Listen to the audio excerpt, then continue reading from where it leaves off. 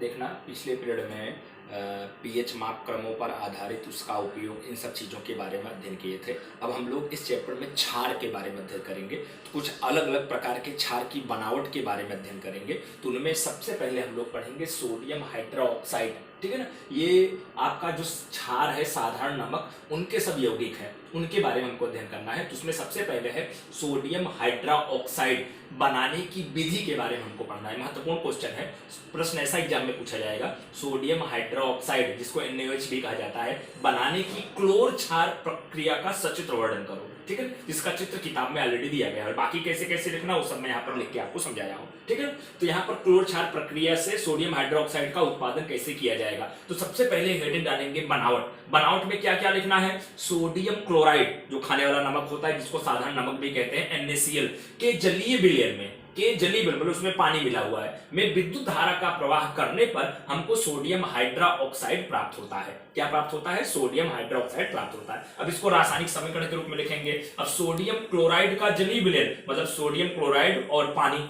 आपको क्या बना, NaOH सोडियम हाइड्रोक्साइड प्राप्त हुआ। लेकिन उसके अलावा क्लोरीन गैस और हाइड्रोजन गैस भी यहाँ प्राप्त होती है, जिसमें से चूंकि हम विद्युत धारा का प्रवाह कर रहे हैं तो उसमें दो ध्रुव पाए जाएंगे, एक धन ध्रुव पाया जाएगा, एक ऋण ध्रुव पाया जाएगा। जो धन ध्रुव होता है उसको एनोड कहते हैं और जो ऋण ध्रुव होता है उसको कैथोड कहते हैं। तो जो धन ध्रुव, एनोड पर क्लोरीन गैस प्राप्त होती है और कैथोड पर कौन सी गैस प्राप्त होती है, हाइड्रोजन गैस प्राप्त होती है। और कैथोड के पास ही, चित्र में खाली जगह आपके दिया गया होगा, कैथोड के पास में ही NaOH का विलयन प्राप्त होता है। तो इनमें ये सब जो पदार्थ यहाँ प्राप्त हुए, इनके अलग अलग उपयोग क्या है। जैसे H2 gas, H2 gas hydrogen gas का उपयोग मुख्य रूप से ईंधन के रूप में किया जाता है। जो क्लोरीन गैस यहाँ प्राप्त हुई है, ये जल की स्वच्छता के लिए इसका उपयोग किया जाता है। इसके अलावा PVC और CFC की बनावट में, PVC पोली विनाइल क्लोराइड, पीवीसी का पूरा नाम क्या है, पोली विनाइल क्लोराइड, और CFC 9th में बताया था, क्लोरो फ्लोरो कार्बन, इन सब की बनावट में क्लोरीन गैस का उपयोग किया जाता है। उसके अलावा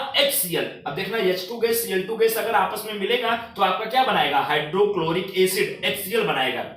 और इसका उपयोग इस्पात की सफाई में किया जाता है और औषधियां बनाने में, दवाइयां बनाने में इसका उपयोग किया जाता है। और जो NaOH प्राप्त हुआ है, ये धातुओं से ग्रीज हटाने के लिए इसका उपयोग किया जाता है, मतलब धातुओं को स्वच्छ करने के लिए, धातुओं को साफ करने के लिए इसका उपयोग किया जाता है। इसके अलावा साबुन बनाने में भी NaOH का उपयोग किया जाता है और कागज बनाने में भी NaOH का उपयोग किया जाता है। अब यहां पर देखना ध्यान से, इस रासायनिक प्रक्रिया में जो Cl2 और NaOH अगर ये दोनों आपस में मिक्स होते हैं तो विरंजक चूर्ण बनाते हैं। और विरंजक चूर्ण का उपयोग घरेलू विरंजक के रूप में और वस्त्रों को विरंजित करने के लिए, वस्त्रों को साफ करने के लिए इसका उपयोग किया जाता है। अब देखना इसी का ही अगला प्रश्न है, विरंजक चूर्ण की बनावट को समझाकर इसका उपयोग लिखो। ठीक है, अगला प्रश्न क्या है, विरंजक चूर्ण की बनावट को समझाकर इसका उपयोग लिखना है। तो बनावट, इसकी बनावट कैसे होती है, बुझा हुआ चूना। ठीक है, बुझा हुआ चूना मतलब कैल्शियम हाइड्रोक्साइड CaOH का ट्वाइस या क्लोरीन गैस से प्रक्रिया करता है। कौन सी गैस से, क्लोरीन गैस Cl2, तो विरंजक चूर्ण बनाता है। और विरंजक चूर्ण का सूत्र क्या है, CaOCl2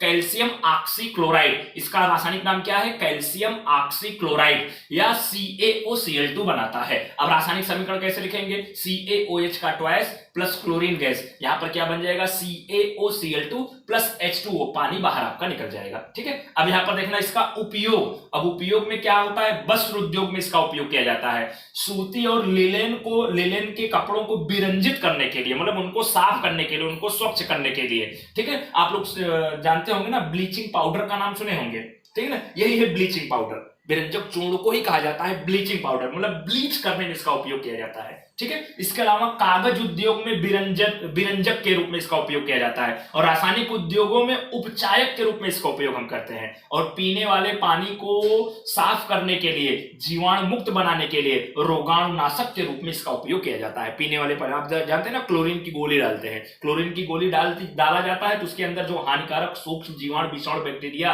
का नाश हो जाता है। जो क्लोरीन की गोली नहीं होती है वो मुख्य रूप से विरंजक चूर्ण की गोली होती है, जो हानिकारक जीवाणु, विषाणुओं का नाश करती है, इसलिए रोगाणुनाशक के रूप में इसका उपयोग किया जाता है।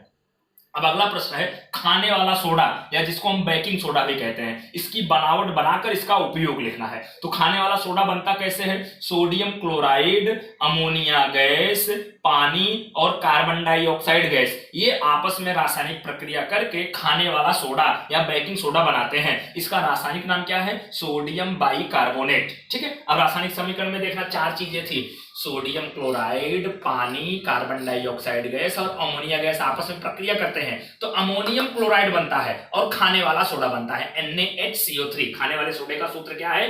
NaHCO3। सोडियम हाइड्रोजन कार्बोनेट या सोडियम बाइकार्बोनेट, 2 रासायनिक नाम है, सोडियम हाइड्रोजन कार्बोनेट भी कह सकते हैं, सोडियम बाइकार्बोनेट भी कह सकते हैं। इसका उपयोग बेकिंग पाउडर बनाने में किया जाता है, ब्रेड और केक बनाने में किया जाता है, प्रति एसिड के रूप में, एंटी एसिड, आप लोग बताया था, एसिड के प्रभाव को कम करने के लिए प्रति एसिड पदार्थों का उपयोग किया जाता है, उसके रूप में इसका उपयोग किया जाता है। और अग्निशामक के रूप में, मतलब आग लगी हो तो आग बुझाने वाले उपकरण के रूप में, आग बुझाने वाले पदार्थ के रूप में इसका उपयोग किया जाता है। ओके।